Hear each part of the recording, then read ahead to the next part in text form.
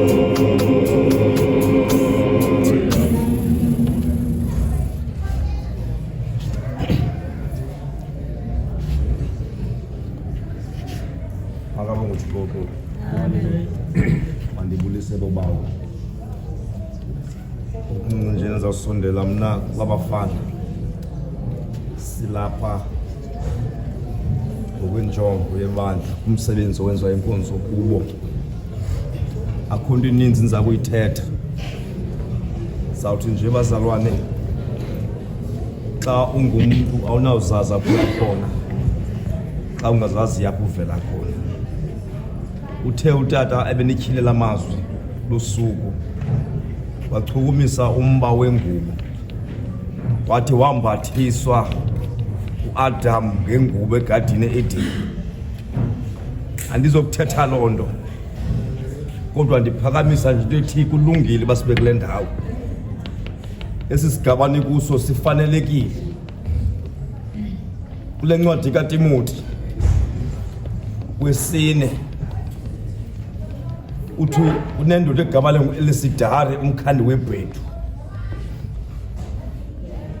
Ingubo yam ndayishiya eTrowa kuKarpo xa utata bekule ndawo enibalisela ngengubo ngenxa yobudlakadlaka bayo zinkathazo zeli lizwe. Ndadibana no-Elisidare umkhandi webhethu owakuchasayo ukuthetha kwethu kuba wayengafuna ukubhalwa kunye nathi. Kodwa yena noliqinisa kuyo umcimbi wengubo unobuzazi ngoba mhla nanithatha isigaba soba nibe ngotata nakhatshwa ngengubo, namhla nibe kwenkundleni nibuya nanikwingubo, nazenkonzweni yaniyeka inkonzo kodwa namhlanje nombathisa ingubo.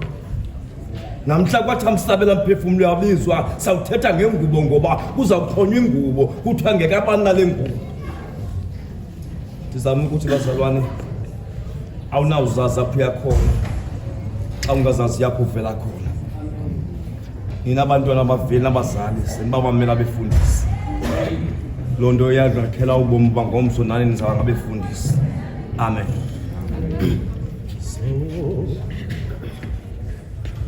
So khonza yena yedwa,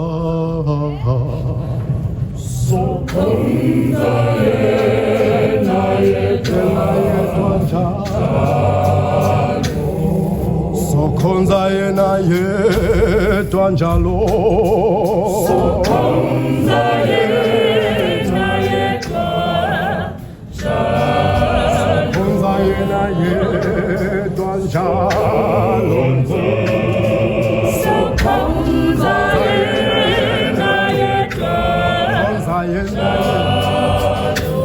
Khonza yena yedwa njalo, khonza yena yedwa njalo, khonza yena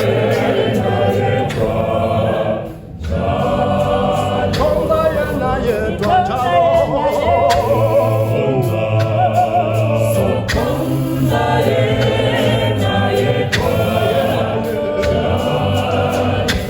khonza yena yedwa njalo, khonza yena yedwa njalo.